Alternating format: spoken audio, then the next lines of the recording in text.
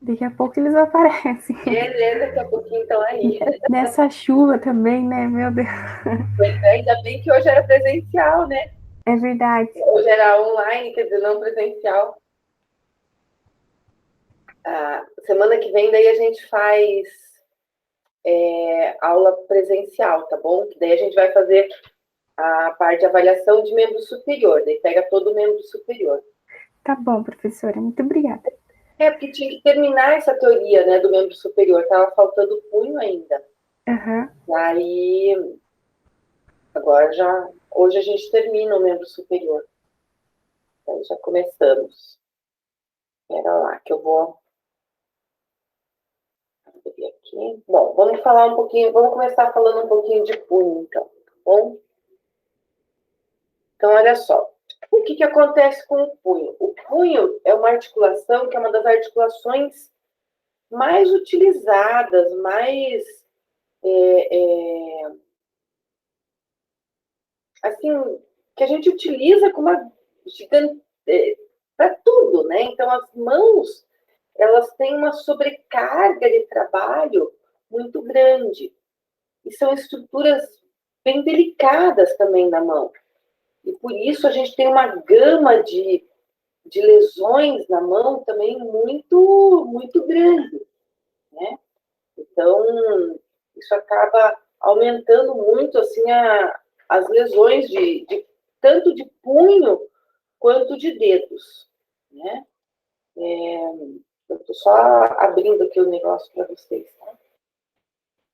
Enquanto eu vou falando, eu já vou abrindo aqui.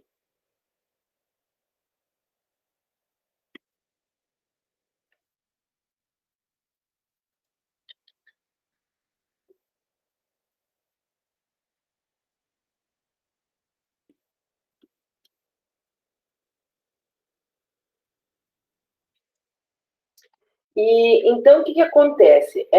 As lesões de punho, elas são extremamente frequentes, né? São articulações frágeis, são articulações que não suportam uma grande.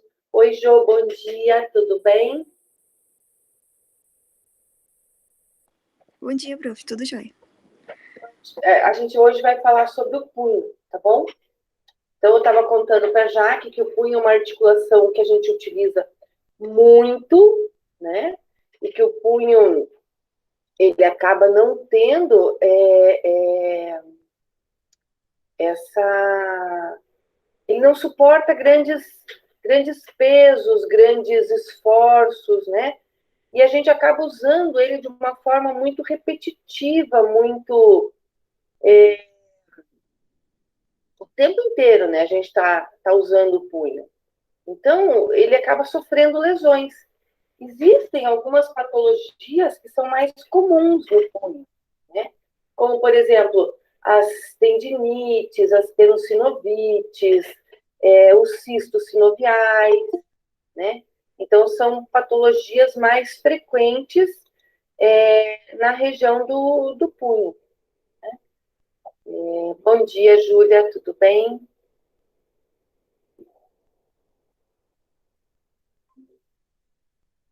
Acho que agora que ela entrou.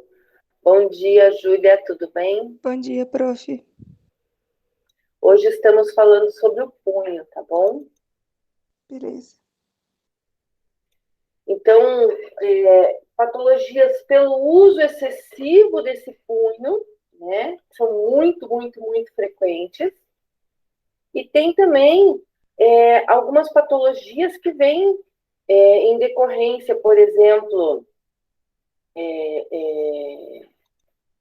de quedas, como as fraturas nos ossinhos do carpo, na região distal de rádio e ulna são muito frequentes, né?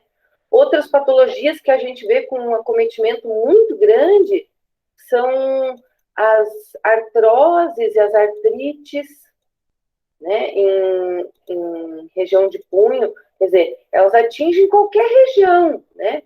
Mas a região de punho, propriamente dita, ela é, assim, super acometida, porque são articulações que a gente usa muito, né? Então, acaba que elas têm um desgaste maior, né? E a artrite reumatoide, por exemplo, que é uma doença autoimune, ela tem um comprometimento muito grande na região de punho. Outras articulações são afetadas também pelo, pelo, pela artrite reumatoide, mas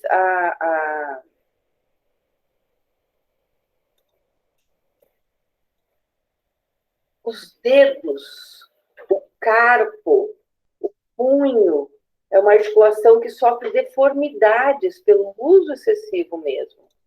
Então, ele fica extremamente comprometido, né?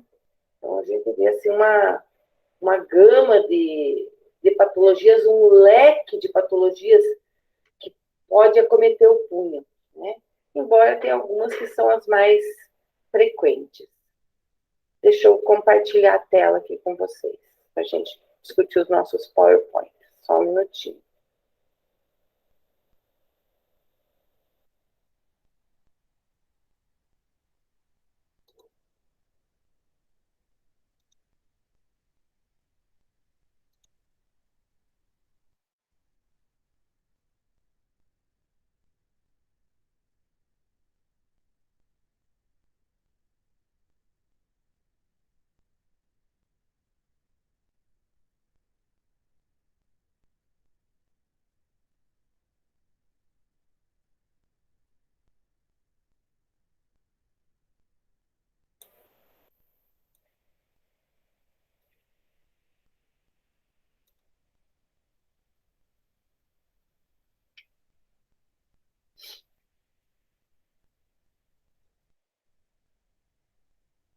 Estão vendo a tela, gente? Sim. Sim. Beleza. Muito bem.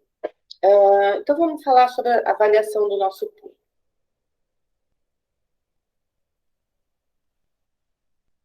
Então, vamos. O exame físico do punho.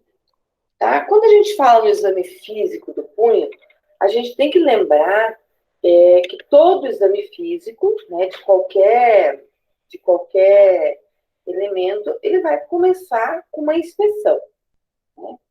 Então, a gente vai inspecionar sempre num modo comparativo, né? Sempre num modo comparativo entre punho direito e punho esquerdo, né?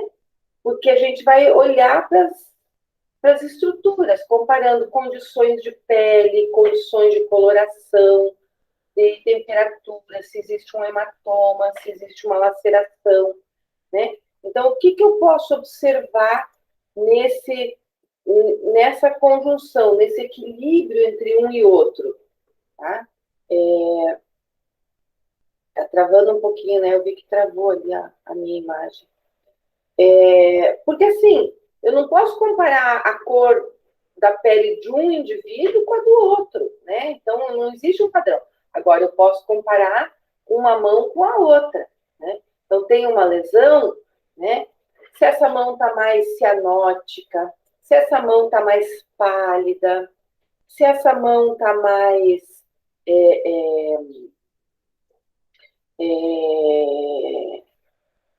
avermelhada, né? Então, assim, qual é a coloração? Isso já vai me trazer algumas ideias, né?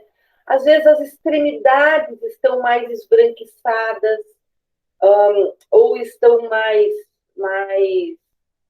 já com cianose, né? Por exemplo, uma síndrome de Renault. Uma síndrome de Renault tem alterações de circulação, né? Aí você vai dizer, poxa, mas o que a síndrome de Renault tem a ver com a gente, né? Com nós fisioterapeutas? Tem tudo a ver, né? A gente tem lá uma alteração circulatória. Então, o que vai acontecer? Uma alteração circulatória vai trazer formação de úlceras, de escaras nas pontas dos dedos, né? Isso muitas vezes a gente tem recursos para tratar, desde uma aplicação de um laser para acelerar um processo cicatricial, porque são escaras úlceras que não cicatrizam, né? Então, isso tudo eu já vejo lá na minha inspeção, no meu exame físico, né? Além disso, eu vou olhar também a presença de deformidades, né? O que eu vejo nessa mão? Os contornos ósseos. A primeira coisa que eu vou ver são os contornos ósseos.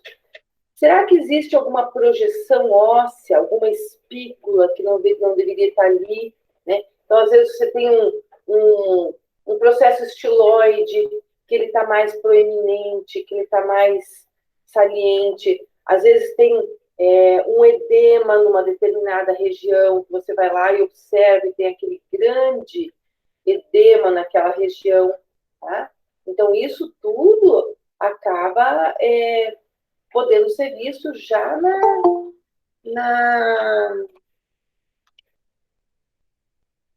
Só um pouquinho que a Evelyn está chegando. Tudo isso vai ser visto já na minha inspeção. Quer dizer, eu nem comecei a examinar ainda essa minha articulação. Eu só estou olhando para ela. E quanta coisa a gente já pode ver, né? E quando a gente faz a inspeção da mão, a gente pode também... Uma coisa que a gente tem que levar em consideração é que a mão, tá? O uso da mão, muitas vezes, o indivíduo ele não queixa dessa dor na mão, mas ele vai utilizar, por exemplo, as articulações adjacentes a essa mão. Por exemplo, né? Então, se eu não consigo mexer o meu punho adequadamente, então isso é inspeção, tá? Eu tenho que olhar e prestar atenção na parte cinemática da minha articulação. Então, por exemplo, o meu paciente vai lá, ele não queixa da dor do punho ali, ó, mas ele, ao invés de usar a mão para fazer aquele movimento, muitas vezes ele usa o cotovelo, ó, ele estabiliza, né? Ó, imaginem vocês, por exemplo, usando uma tala. Se eu usar uma tala, colocar uma tala aqui, ó, o que vai acontecer? Ao invés de eu mexer, não posso mexer meu punho, né? Então, eu faço um movimento compensatório de cotovelo. Ou eu faço um movimento compensatório de ombro, né? Então, eu passo a usar movimentos compensatórios para poder, como postura antálgica de uma lesão de punho. Então, lá, ó, quando eu estabilizo o punho, eu não posso usar o punho, eu acabo forçando mais o meu cotovelo e o meu ombro. Gente, quantas vezes eu já vi paciente com lesão de punho que progrediu com uma lesão de cotovelo e progrediu com uma lesão de ombro. Daí, ao invés dele ter uma lesão de punho, só ele tinha uma lesão de punho, cotovelo e ombro. Tá? Por quê? Porque ele não tratou, ele não foi procurar, né? Ele conseguiu compensar aquela dor dele, não mexendo aquele segmento e levando aquele segmento, aquela lesão que ele tem, né? Ele foi levando, foi cozinhando em banho-maria, né? E não tratou, porque ele conseguia compensar, ele punha lá uma talinha lá naquela mão, e daí ele vai lá e, ao invés de mexer o punho, acabava fazendo uma sobrecarga, né? Em cotovelo, em movimentos que aquela articulação de cotovelo não estava preparada para fazer toda aquela sobrecarga. O ombro não estava preparado para fazer toda aquela sobrecarga, e acaba fazendo uma lesão que vai aumentando, né? Vai aumentando e vai comprometendo outras articulações pelo uso inadequado, né? Então, tudo isso na inspeção, né? Tem que ver o contorno ósseo, tem que ver a posição dessa articulação, se essa articulação está posicionada corretamente. Esses dedos, né? As articulações dos dedos, se existe um aumento no contorno dessas articulações, né? Muitas vezes você vê uma articulação, um aumento de volume, de tamanho, né? Então, tudo isso já vai nos dando algumas ideias, né?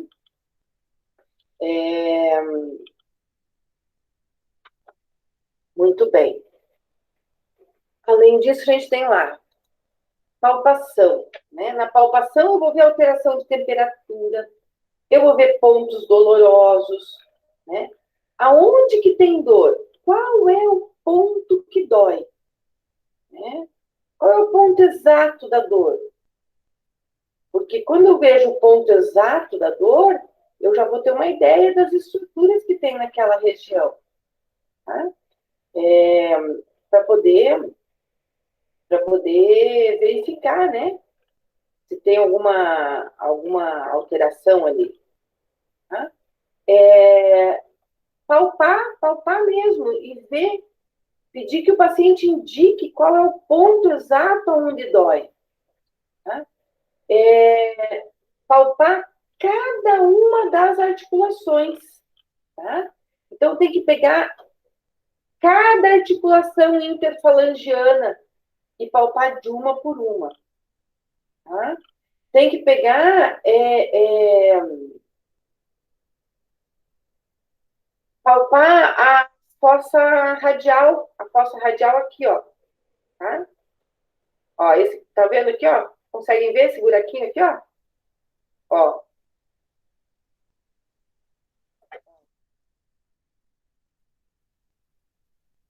Sim?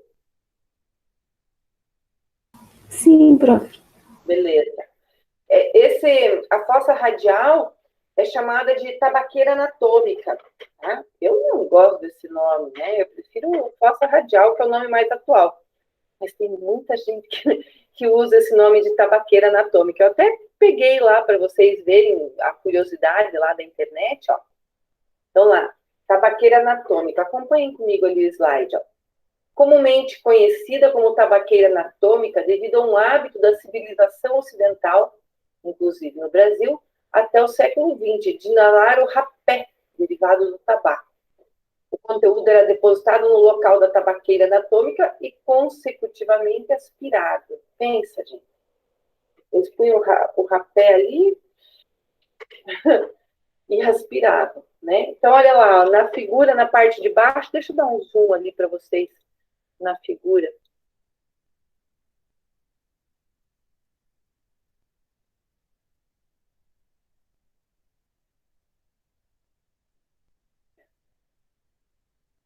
Olha lá, ó.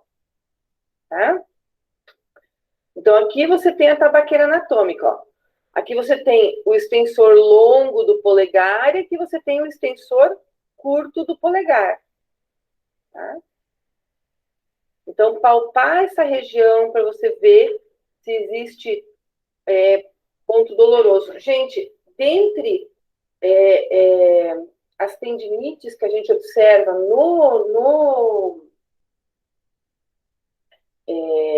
na mão, né, no punho, uma das mais frequentes são as que envolvem o polegar. Porque, claro, de todos os dedos, né, de toda a parte funcional do dedo, o que a gente mais tem lesão é na estrutura de polegar, ou do punho, tá? Os dedos em si, segundo, terceiro, quarto e quinto dedo, eles têm uma tendência menor a fazer lesões. E o polegar é o que mais vai lesionar, claro, ele é o mais utilizado, né? Ele é o que a gente mais utiliza.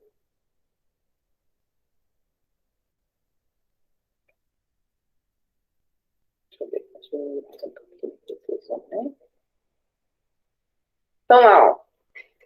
Pega principalmente o extensor longo do polegar e o extensor curto do polegar. E também o abdutor do polegar, né? Ele vai estar na parte lateral aqui também da minha tabaqueira anatômica, junto com o extensor curto. Ok? Muito bem. Então, lá, ó.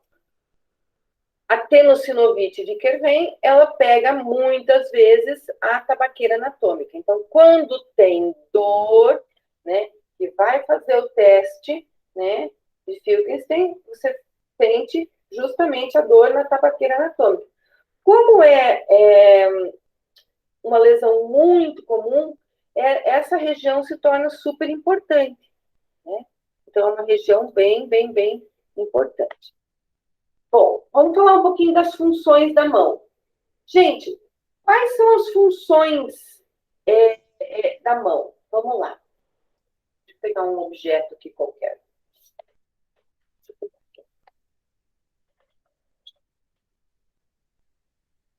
Ó, isso aqui, ó, segurei aqui ó, o objeto, né? Quando eu segurei o objeto, eu fiz um movimento de preensão, ó. Preensão. Tá meu polegar lá e os meus dedos aqui, ok? Movimento de preensão. Tem também um movimento que a gente chama de movimento de gancho. Olha aqui, ó. Acabei de tomar café, gente. Olha aqui, ó. O gancho. Tá, ó. Movimento de gancho. É um outro movimento. Claro que aqui eu vou estar com o meu braço reto, né? Eu estou levantando aqui para vocês verem, né? Mas normalmente o braço está esticado, porque o cabelo está em extensão, tá? Mas é só para vocês poderem ver aqui o movimento. Os movimentos de pinça, tá? Vou pegar uma caneta aqui, ó. Um dos principais movimentos, ó. Isso aqui é chamado de pinça terminal. Pinça terminal, tá? Que é diferente, então, ó, eu tenho a pinça de polpa e a pinça terminal, ó. Aqui eu tenho a pinça terminal. Aqui eu tenho a pinça de polpa. Então, eu tenho polpa, ponta. Ó, dois movimentos, ó. Polpa, ponta. São movimentos diferentes, tá? E tem a pinça lateral, né? Que é aqui, ó. Ó. Tá? Ela pode ocorrer em todos os dedos. Tá?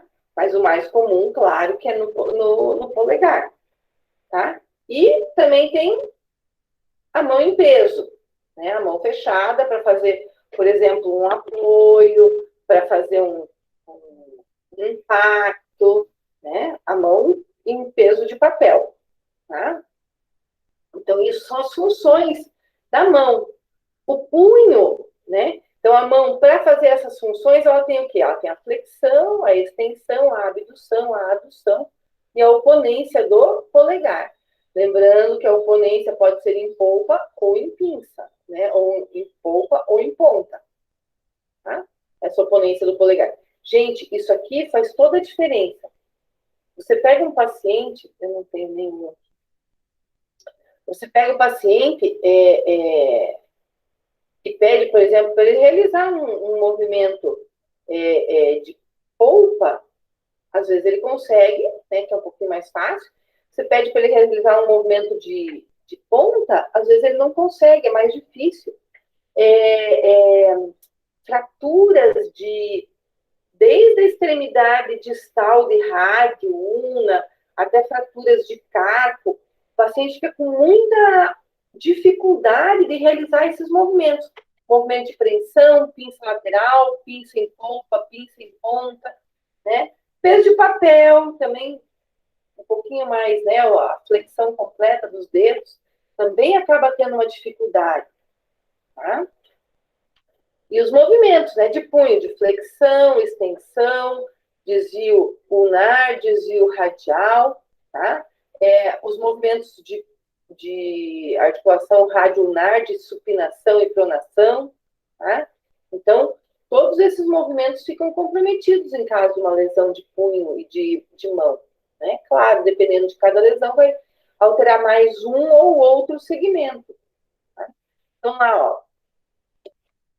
O que a gente tem aqui, ó? As amplitudes de movimento, né? Pronação em torno, um pouquinho mais, um pouquinho menos, né? Pode variar um pouquinho, 5 até 5, 10 graus, pode variar em cada um deles, né? A pronação em torno de 80 graus, supinação 90 graus, extensão 60 a 70, flexão 70 a 80, desvio lunar em torno de 45, desvio radial em torno de 15 graus. Né? 15, eu até diria para vocês de 15 a 20 graus aqui, ó. Tá?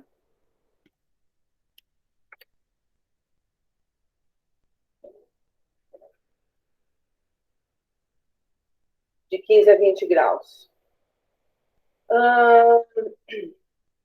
Isso na parte de amplitude de movimento, goniometria, né? Então, vai fazer uma goniometria para verificar a amplitude de movimento, tá? Para poder verificar se aquele paciente tem ou não uma amplitude correta, né? Avaliar força muscular, gente, avaliar força muscular dos músculos em parte de abdução, de adução, em parte de flexão, em parte de extensão, né? Então, avaliar essa força muscular de musculatura intrínseca, palpar a região hipotenar e região tenar, tá? Para que você possa verificar como que está essa constituição, então, né? Palpar as estruturas ósseas, né? Quando você vai realizar essa avaliação. Tá?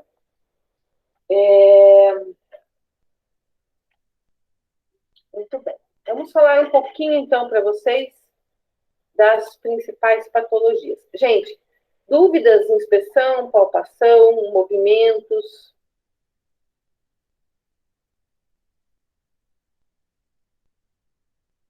Está tranquilinho para ficar um momento? Beleza. Então, vamos lá. Claro que vocês já ouviram falar destas patologias, né? Então, o que acontece? Vamos dar uma repassada nelas rapidamente, só para vocês relembrarem, tá? Mas eu sei que vocês já conhecem, né? Então, só para relembrar vocês. Tá? Então, acompanhem comigo o slide, por favor. Temos sinovite de Kerven. O cirurgião suíço Fritz de Kerven foi quem primeiramente descreveu a doença em 1895. Esta condição envolve dor e disfunção no polegar, a partir de um espessamento da bainha sinovial comum dos músculos abdutor longo e extensor curto do polegar. Quando o tendão atravessa um túnel osteofibroso, a partir do processo estimuloso do rádio, né, vai estar espessado e ele está espessado, ele tem que passar no túnel. Se ele está aumentado, o que vai acontecer? Ó, digamos que ele está aqui aumentado, daí vai comprimir, né? E faz uma compressão. Isso inflama, leva a dor, né? Pode afetar homens ou mulheres entre 40 e 50 anos de idade. Mentira, né? Afeta em qualquer idade. É a sobrecarga, é o uso excessivo, é a lesão por esforço repetitivo, né? Que vai causar. Mas a gente observa que, com o passar dos anos, existe uma tendência a diminuir a força muscular e a massa muscular dos indivíduos idosos, né? Então, essa perda de força faz com que recaia um grau de tensão maior em cima dos tendões, né? E esse grau de força maior em cima dos tendões acaba levando a tendinites. Mas nada impede, por exemplo, que você tenha um indivíduo que faça uma sobrecarga, né? Trabalhe lá horas e horas, por exemplo, num mouse lá, trabalhando, pega o mouse e vai ficar horas e horas lá trabalhando com aquele mouse, né? Fazendo movimentos com o punho. Ele pode ter uma lesão, ele pode ter uma inflamação. Uma pessoa que vai trabalhar lá, por exemplo, uma ginasta, né? Que vai fazer um apoio de punho, né, com toda a sobrecarga do peso corporal em cima do punho, várias e várias e várias e várias vezes por dia, repetindo aqueles movimentos incansavelmente, né? Então, claro, né? É mais comum nas pessoas acima dos 50? É mais comum mesmo. Mas nada impede que a gente tenha um jovem com uma tenossinovite de Kervem também. Ah, pode sim. Acompanhem comigo o slide lá, por favor. A tenossinovite de Kervem é uma inflamação nos tendões do polegar, na altura do punho. No exame físico, utiliza-se o teste de Filkenstein e ele é realizado pela flexão do polegar, envolvendo-o com os outros dedos. Em seguida, movendo a mão no sentido ulnar e passivamente alonga os tendões do polegar sobre o processo estiloide. É considerado positivo quando o paciente refere dor. Então, vamos fazer aqui o teste, né? E ele vai ter dor nessa região, tá? E eu posso também fazer o movimento, né? Para ver se tem dor exatamente nessa região, tá? A região ali da tabaqueira anatômica, né? Como o povo gosta de chamar. Ok? Então, lá, ó, a inflamaçãozinha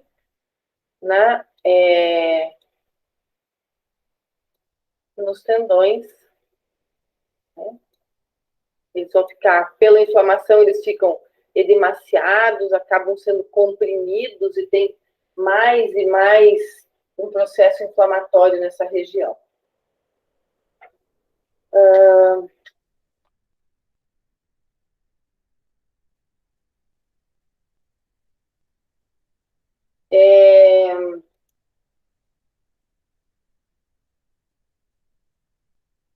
A etiologia da tenossinovite de Kervem ainda é incerta, mas está associada à degeneração, deposição de tecido fibroso e aumento na vascularidade. E não necessariamente apresenta um típico quadro inflamatório. Tais depósitos fibrosos causam espessamento da bainha sinovial, aprisionando os tendões dos músculos na região. Movimentos repetitivos de abdução e extensão da mão podem relacionar-se com a doença. O paciente comumente relata dor na extremidade radial e dificuldade na realização de tarefas como abrir um pote ou datilografar. O teste provocativo de Filkenstein é bastante útil para referir problemas na região. Então, vejam, né? O uso excessivo, vai digitar, vai usar com sobrecarga de peso, vai usar muito a mão num determinado movimento, um movimento repetitivo. Por exemplo, um trabalhador que trabalha numa fábrica, um operário que trabalha numa fábrica, digamos lá, o cara trabalha, ele tem que colocar um determinado objeto, né? Então, ele vai trabalhar o tempo inteiro naquele movimento de pinça, de preensão, né? Então, ele tem que pegar aquele objeto aqui e trazer aquele objeto de uma esteira para outra esteira, por exemplo, né? Claro que existem empresas que são automatizadas, mas muitas empresas de fundo de quintal, microempresa, né, não tem esses equipamentos. E o cara tem que ter o serviço manual, o serviço braçal lá. Então, isso acaba, por exemplo, fazendo uma lesão repetitiva, né? Uma vez, duas vezes, eu tive pacientes músicos, né? Que tiveram essa lesão. Uma vez eu tive uma moça que era uma pianista, ela era pianista, não que estudava piano, ela era pianista mesmo, profissão, e desenvolveu uma tenossinovite de Kervem e junto uma tendinite, síndrome do túnel do carpo, queimou tudo. Resultado, ela não conseguia mais tocar piano. E era a profissão dela, ela era pianista. E uma outra vez eu tive um paciente que era um saxofonista. Então, o sax, ele tem que segurar o sax aqui, né? Então, olha o que acontecia. E o sax é pesado, né? Então, ele tinha que segurar aqui para tocar. E ele desenvolveu a tenossinovite de Kervem e não conseguia segurar para poder tocar. Mas esse já não era músico profissional, né? Então, o prejuízo é menor um pouquinho. Mas, mesmo assim, compromete, né? Pensa que Não é fácil. Porque tem todo um comprometimento, né? E ele foi lá, treinou, não pode fazer. Tá? Então, aqui, a manobrinha, né? Ó, não esquecer que o polegar tem que estar preso, né? Para poder realizar. A gente já vai falar dos testes mais lá para baixo, né? Então, aqui, ó. Fez o teste. Ó, experimentem fazer. Façam para vocês verem.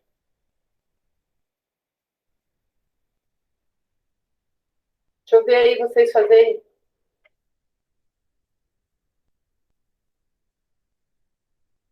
Abre a tela para eu ver vocês. A câmera. A professora tá com a cara feia, nem acordei direito.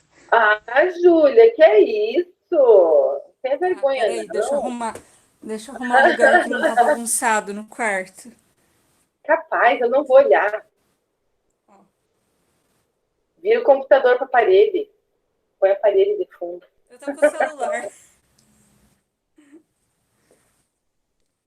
O segredo, Júlia, é sempre colocar a parede atrás, ó. Porque daí a gente não vê nada. No quarto nem tem muita parede, tem que ser janela mesmo.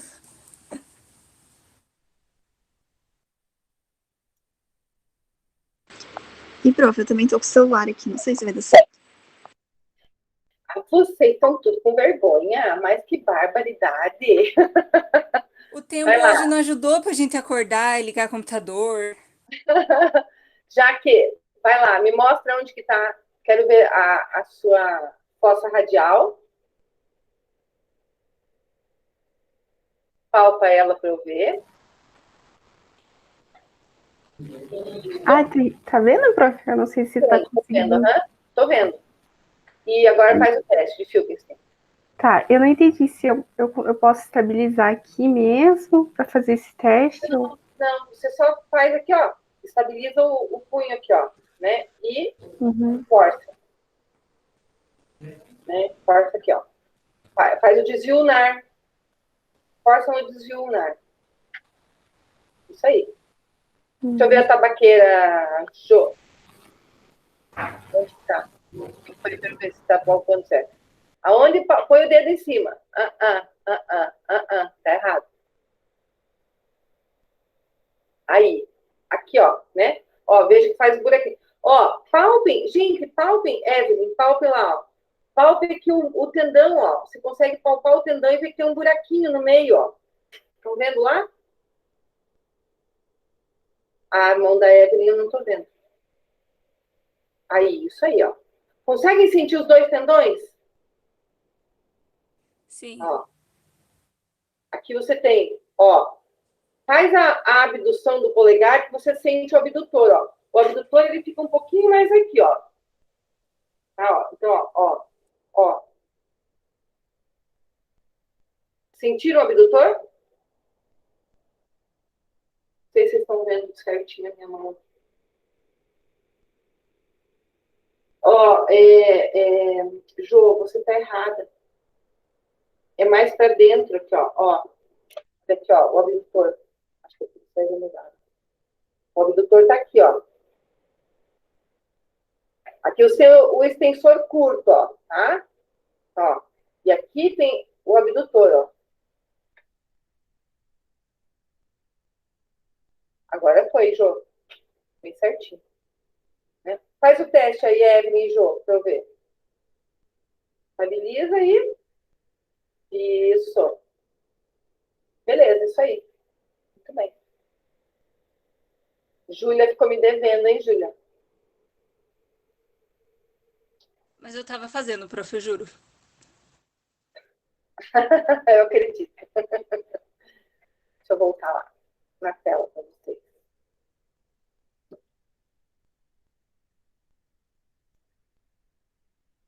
Muito bem. Síndrome do túnel do carpo, super conhecida também, né? Então vamos lá. Acompanhe o slide comigo, por favor. É causada pela compressão do nervo que passa dentro do canal do carpo. Então, mesma situação, ó. Passa o nervinho dentro do canal. por algum motivo, por um uso excessivo, por uma sobrecarga, aquele tendão acaba inflamando, acaba edemaciando e acaba comprimindo. Ou o túnel do carpo diminuiu de tamanho, né, e acabou comprimindo. Então, a característica é compressão, né? Só que normalmente a compressão é reversível porque ela vem de uma inflamação. Tá? É causada pela compressão do nervo que passa dentro do canal do carpo. A pressão sobre o nervo pode acontecer devido ao inchaço das estruturas que envolvem os tendões flexores, luxações articulares, fraturas, artrite e retenção de líquidos durante a gravidez. As alterações hormonais, como as que ocorrem com doenças da tireoide ou outros distúrbios decorrentes de uma doença, como artrite reumatoide e diabetes, também podem estar associadas à síndrome. Então, é bem comum ter como um efeitozinho colateral de outras patologias. Mas a grande sacada é essa compressão aqui. Tá? Então, a compressão vai causar esse quadro de dor, né? E eu tenho que buscar desinflamar aquela estrutura, aqueles tendões, para que eu possa, então, justamente diminuir essa compressão. Tá? Então, ó, raio-x para ver se tem uma estenose do túnel do carpo, tá? E a ultrassonografia ou a ressonância, elas vão permitir visualizar uma compressão do nervo e dos tendões. Tá? A grande vantagem do ultrassom é que ele é um exame rápido, né? Eu consigo ver as estruturas, as partes moles todas, né? E a ressonância também, porque consegue ver em detalhe as estruturas, né? Então, olha lá. Síndrome do túnel do carpo, olha lá, a imagenzinha, né? Então, eu tenho lá os meus tendões passando, tem nervo mediano passando, né? E aqui você tem o túnelzinho e essas estruturas vão estar comprimidas. Se o meu túnel ficar diminuído de tamanho, pode comprimir tanto tendões quanto nervo. E daí vai levar a um quadro de dor. Gente, cistos sinoviais também são muito comuns. O problema desses cistos é que eles acabam comprimindo alguns tendõezinhos. E quando ele comprime o tendão, ele leva a um quadro de dor. Né? Então, isso acaba complicando. Gente, artroses e artrites. Tá? Artroses e artrites em região de mão comprometem muito as pessoas idosas. A artrose pelo desgaste, né, do uso natural, mas a osteoartrite, ela causa deformidades, né? Então, aquela mão em pescoço de cisne, na artrite, que é a mão assim, ó. Então, aquele paciente, ele não consegue mais fazer uma flexão dos dedos, ele perde esse movimento, né? Com quadros de dor muito acentuados, ele faz exatamente essa posição aqui da mão, né? E ele perde, né? Eu já tive paciente com osteoartrite, gente, que o único movimento que ela ainda tinha preservado era esse movimento de pinça lateral. Tá? Então, tudo que ela queria fazer, ela só tinha esse movimento, ela tinha muita dor. Pensa, você quer comer alguma coisa,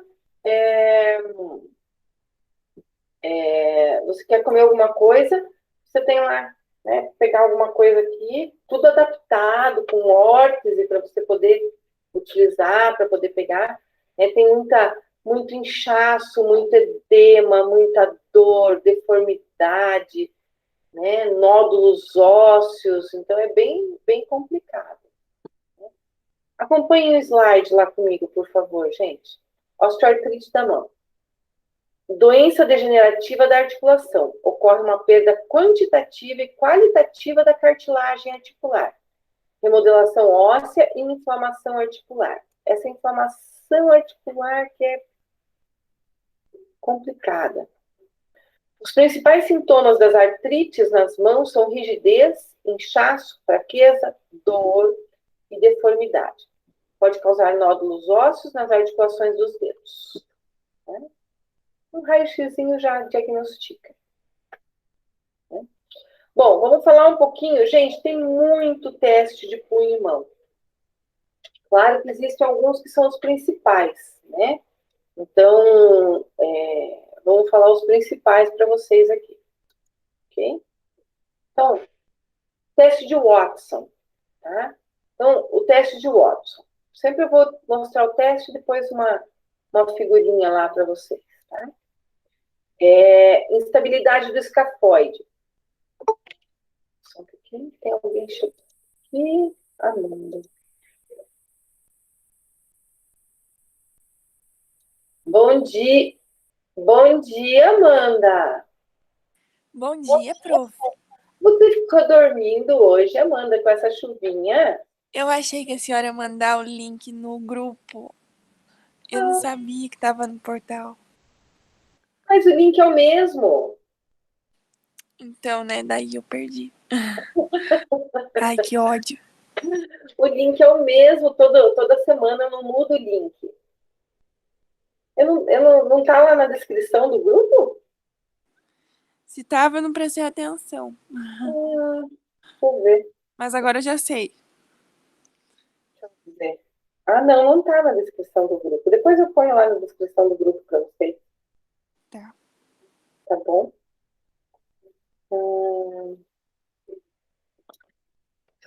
Beleza. Muito bem. Então, vamos lá. Teste de Watson, estabilidade do escafoide. Gente, vamos lembrar os ossinhos da mão, né? Lembram dos ossinhos do carpo? Escafoide, ó, na altura do segundo dedo, escafoide, semilunar, piramidal, pisiforme, trapézio, trapezoide, capitato, amato. O amato, ó, a gente consegue até palpar o ganchinho lá, né, do amato, tá? Vai fazer um pontinho doloroso bem na região do ganchinho do amato, né, porque é como se fosse um preguinho. Então, ó, eu consigo palpar melhor na região dorsal do que na região palmar, né? Porque quando eu vou palpar os ossinhos da mão, na região palmar, eu tenho a região tenar e hipotenar, né, que são regiões mais musculosas, né, que tem mais músculos, então eu não consigo fazer uma palpação perfeita deles aqui. Agora, na região dorsal, eu palpo bem perfeito, ó. Ó, segundo dedo, aqui, saindo o primeiro dedo, a linha entre o segundo e o primeiro, ó. Cheguei aqui, ó. Aqui tá a articulação do punho, ó, né? Subiu o primeiro ossinho aqui, ó. Dá para palpar bem certinho, ó. Tentem palpar o escafoide. Achem o escafoide de vocês. Posso ver vocês? Deixa eu só parar aqui a apresentação. Eu vejo vocês. Palpa aí, Jaque, para eu ver. Deixa a mão bem paradinha, Jaque, que daí não movimenta, fica melhor de ver. Eu tô palpando um aqui, prof. Acho que é. Ó. Tá bem alinhado. Olha que barulho aqui. Fica bom uma coisa. Tá um barulho aqui, prof. Fica os dedos do pé. Os dedos, Jaque. Abre os dedos. Ó, veja que pelo alinhamento, você está no alinhamento do terceiro dedo, ó. Tem que alinhar com o segundo dedo, ó. Senão você está palpando o semilunar daí. Ó. Isso, um pouquinho. Aí agora tá. O teu terceiro dedo ali, ó. Isso aí, ó. Agora está no escafoide. Ó, veja que o escafoide, para eu contar, ele tem que estar bem alinhado com o segundo dedo. Se eu alinhar com o terceiro dedo, eu já estou no semilunar. Tá? Então, daí para eu saber onde que eu estou palpando, né? Então, ó, escafoide, ó, ele faz uma curvinha assim, ó, para cima, ó. Eu sinto a curvinha dele, ó. Né? Beleza. Ninguém mais criou coragem? De abrir a câmera? Então, o macete para saber onde que se eu estou palpando o escafoide corretamente é chegar na altura do segundo dedo e procurar uma voltinha, assim, ó. Essa voltinha aqui é o escafoide. Tá? Beleza, vou apresentar de novo lá.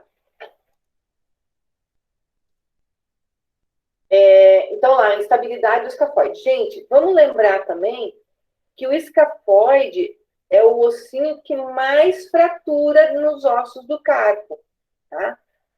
O osso que mais do carpo, dos 8 ossos do carpo, o que vai apresentar maior índice de fraturas é o escafoide.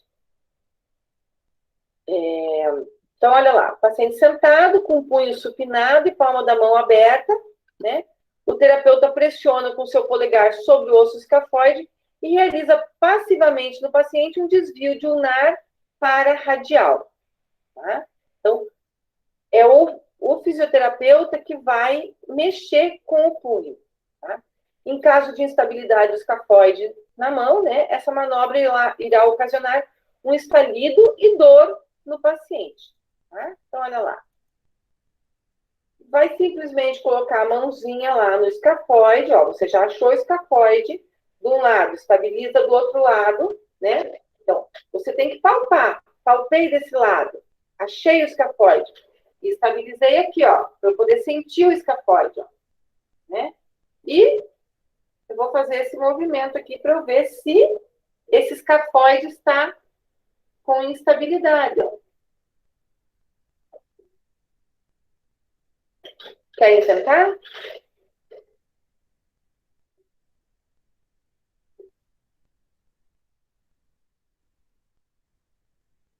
Vamos lá, gente, coragem. Vamos, gente. Vai lá, Jaque. Palpa o escafoide. Estabiliza na região palmar. E faz o movimento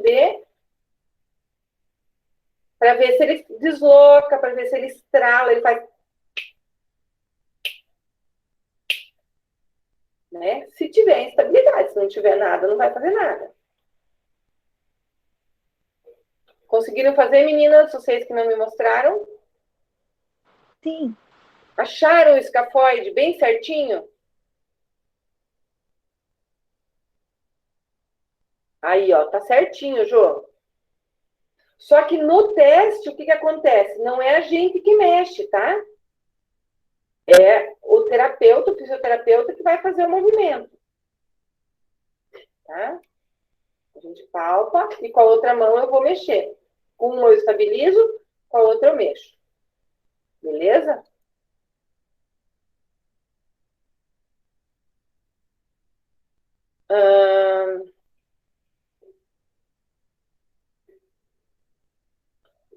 Gente, esse aqui é sem sombra de dúvida nenhuma o que a gente mais usa. Tá? Teste de Fallen ou Fallen invertido, né? O Fallen você usa na flexão e invertido você usa na extensão. A única coisa que muda é que um é em flexão, outro é em extensão. Tá? Então, vamos lá. Paciente sentado ou em pé, tanto faz, não faz diferença nenhuma, tá, gente? Com os cotovelos fletidos a 90 graus e com os punhos com o dorso em contato um com o outro, né? A 90 graus de flexão. Descrição do teste. O terapeuta instrui o paciente para realizar uma flexão do punho e colocar o dorso da mão em contato com a outra mão. Dorso com dorso. Permanecendo por 1 minuto. Gente, nem demora 1 minuto. Tá? O paciente, quando está com inflamação do síndrome do túnel do carpo, ele nem consegue fazer o teste. Tá? 1 minuto é papo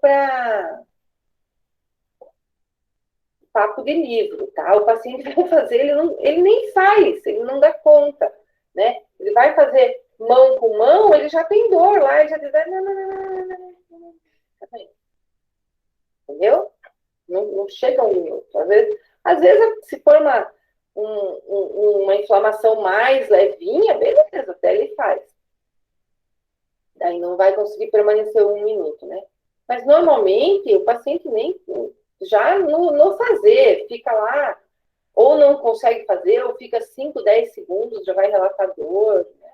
É muito rápido, não demora um minuto, não. Este teste serve para diagnosticar a síndrome do túnel do carpo e o aparecimento de formigamento ou dormência na mão, principalmente na região que vai até o terceiro dedo, demonstra positividade do teste. Observação: o teste de fala invertido é o mesmo teste, porém é realizado com os punhos em extensão máxima, ou seja, em posição de reza. Né? Então, lá, ó, bem facinho, teste de fala, né? Ou aqui. Né? Ó, eu não consigo fazer ele certinho, ó. Eu não faço certinho, não encosto todo o dorso com dorso, porque eu tenho fratura, né? E tenho pino, então não consigo fazer certinho. Vamos lá, galera? Quero ver vocês. Esse é muito fácil, gente. Só posicionar. Vamos lá. Esse é o que a gente mais, é um dos que a gente mais usa. Isso aí, já aqui o invertido. Isso aí. Vamos rezar, né, já?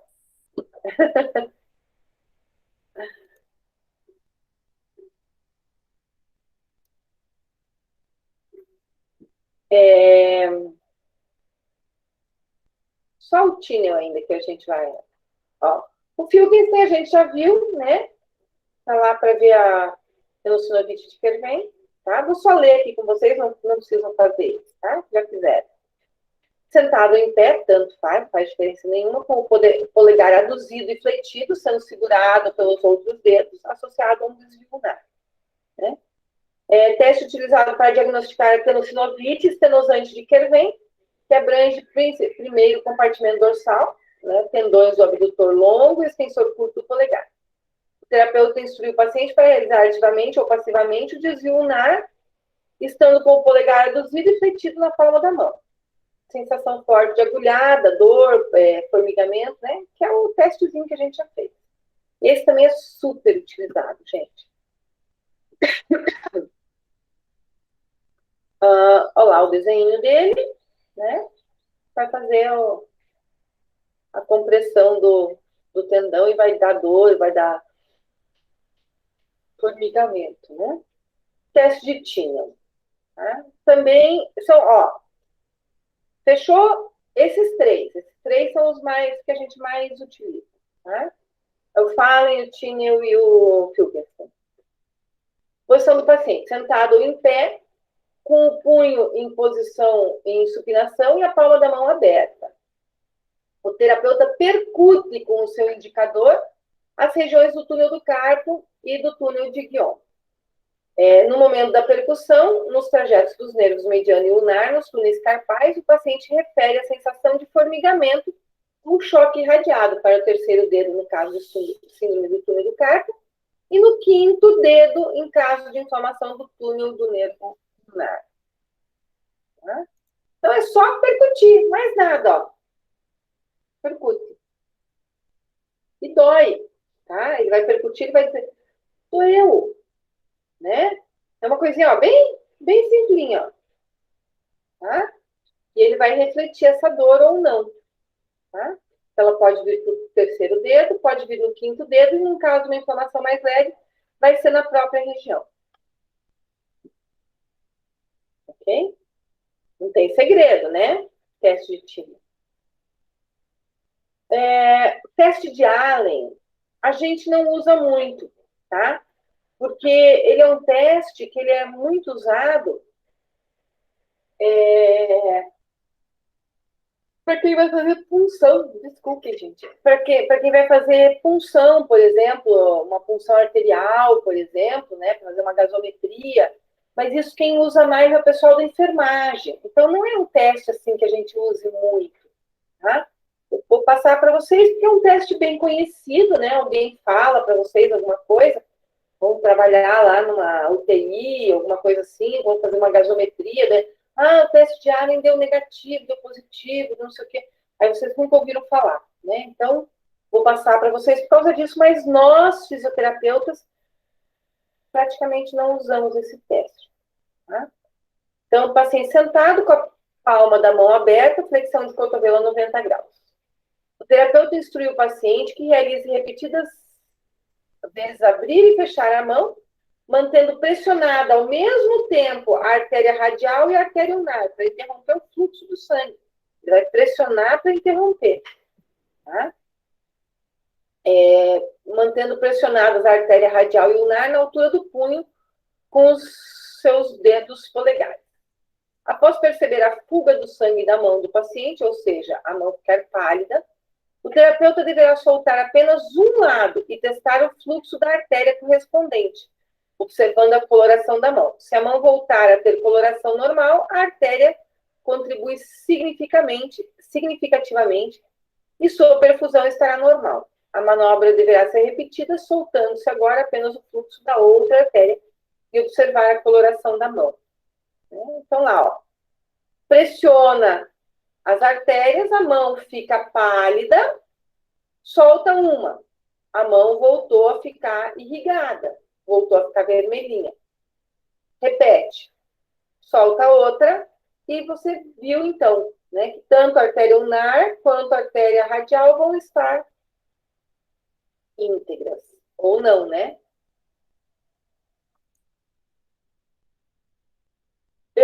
O teste de cisalhamento, tá? Paciente sentado ou em pé, com a mão, cotovelo a 90 graus, punho em posição neutra e supinado. O terapeuta deverá segurar firmemente entre o seu polegar e indicador o osso semilunar. Lembra que o semilunar está na altura do terceiro dedo, tá? E com a outra mão desloca os ossos piramidal e pisiforme dorsalmente. Então, ó. Segundo dedo, escafoide. Terceiro dedo, semilunar. E aqui, ó, juntinho, mais no canto, na altura do quarto e quinto dedo, piramidal e pisiforme. Piramidal e pisiforme você não consegue diferenciar um do outro. Você consegue palpar os dois juntos, ó, porque eles estão muito juntos. E você só conseguiria detalhar eles quando você só consegue palpar separado o piramidal e o pisiforme em pacientes que têm, por exemplo, uma distrofia muscular, ou uma hipotonia muito grande de musculatura, por causa da região tenar, aqui, ó, a região hipotenar, né, ela acaba não deixando você fazer uma palpação em separado dos dois, tá? Você palpa, você vê uma estrutura só de piramidal e pisiforme. Tá? Por isso que você vai fazer a manobra com os dois juntos, né? Quando o terapeuta impõe forças de cisalhamento entre o semilunar e o piramidal, ruídos característicos e dor poderão aparecer em indivíduos que apresentam instabilidade semilunar piramidal. Sabe aquele creque que faz, assim, às vezes, uma articulação? Então, vai mexer o ombro, faz lá, creque. É esse ruído que você vai fazer justamente a mobilização, né? Para você ver se tem ou não uma mobilidade, né? Você vai tentar deslocar. Então, com uma mão você estabiliza o semilunar e com a outra mão você tenta movimentar para poder ver se tem uma instabilidade ou não.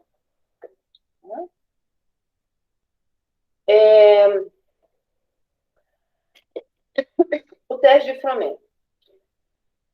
Bem facinho, bem facinho. Paciente sentado, ambas as mãos segurando um papel entre a borda radial e o indicador do polegar. Então, vai, né, a pinça lateral, né, vai pôr aqui o papelzinho lá na pinça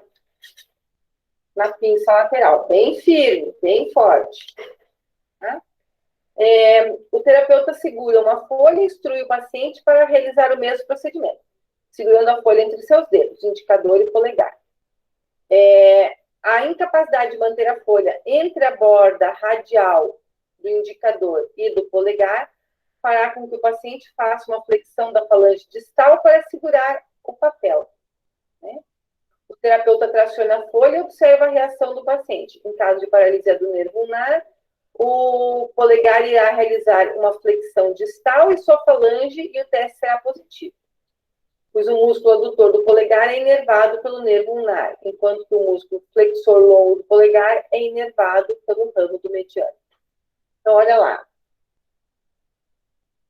Ele vai tentar fazer, mas daí ele não consegue, então ele flexiona. O terapeuta puxa e ele não consegue manter na posição reta, né? Os dedos.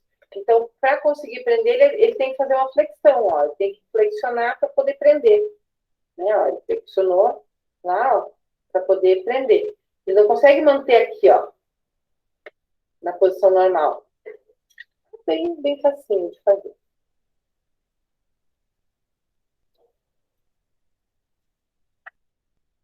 E para finalizar, né, nós temos lá para ver musculatura intrínseca da mão, né? O teste de Bunel é bem facinho também, bem tranquilo, né? Paciente sentado com a mão estendida sobre a maca. O terapeuta segura firmemente a mão do paciente, mantendo a articulação metacarpo-falangiana em extensão. Então, eu vou deixar metacarpo-falangiana, né? Essa aqui.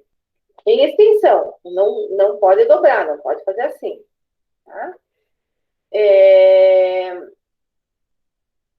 Realiza a flexão interfalangiana proximal. Então, vai flexionar os dedos, né?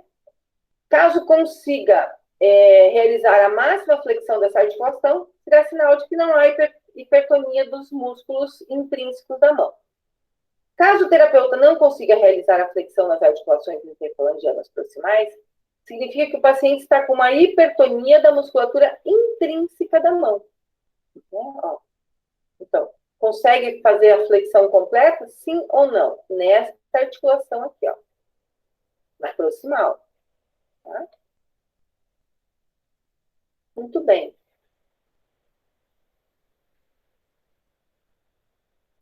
Estes são os principais testes, ok? Que a gente tem em relação ao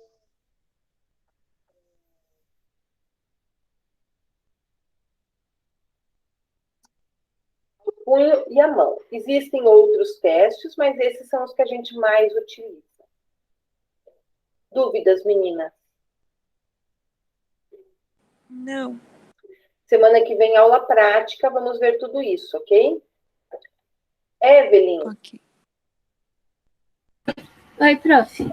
eu combinei com a paciente dela ir comigo na semana que vem, lá na faculdade, para vocês poderem ver daí a mão dela, tá bom? Assim, tudo bem. Para fazer a avaliação. Né? Meninas, da minha parte, estão liberadas por hoje, só a Evelyn fica mais um pouquinho para a gente conversar. Obrigada, professora. Tchau, tchau. Muito obrigada, prof. Bom dia. Beijo, gente. Vou interromper a gravação aqui para a gente poder conversar.